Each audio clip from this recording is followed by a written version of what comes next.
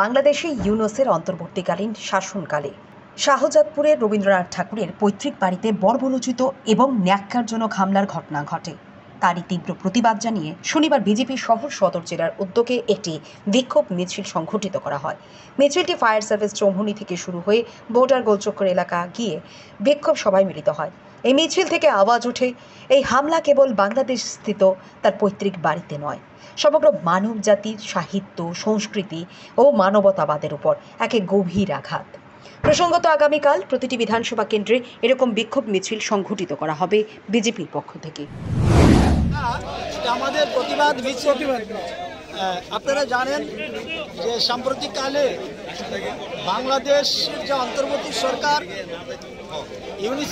ইউনুসের সরকার প্রতিনিয়ত বাংলাদেশের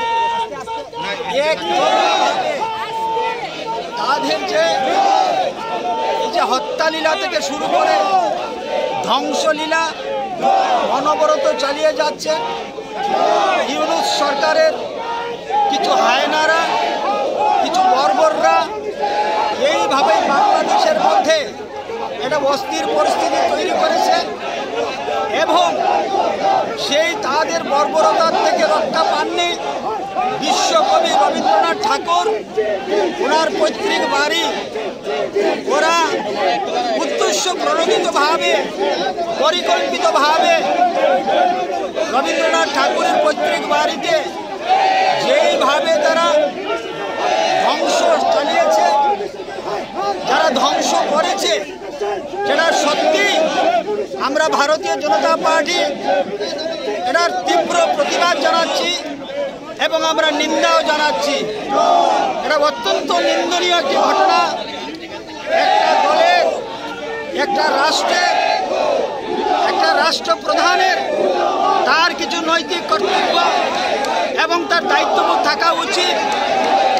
একটা অপদার্থ একটি সরকার এইভাবে বাংলাদেশের যারা সংখ্যালঘু রয়েছে তাদের উপর প্রতিনিয়ত আক্রমণ চালিয়ে যাচ্ছে, লুট হচ্ছে, যা ইচ্ছে তাই করছে।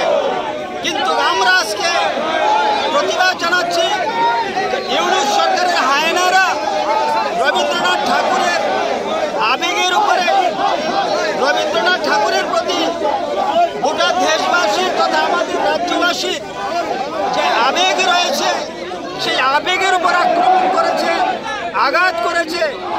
রবীন্দ্রনাথ ঠাকুরের বাড়িতে আঘাত হয়নি, আক্রমণ হয়নি, আক্রমণ হয়েছে গোটা বাঙালির সমাজের উপরে।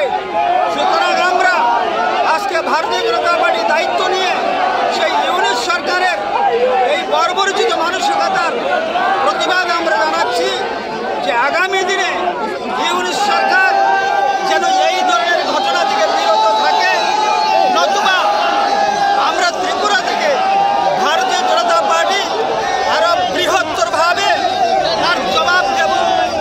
আমাদের এই প্রতিবাদ গত 12 তারিখে হওয়ার কথা ছিল। আপনারা নিশ্চয়ই জানেন যে আচানক আহমেদাবাদ থেকে লন্ডন যাওয়ার পথে একটি বিমান দুর্ঘটনা ঘটে, তাই আমাদের সেদিন সেটা স্থগিত হয়েছে।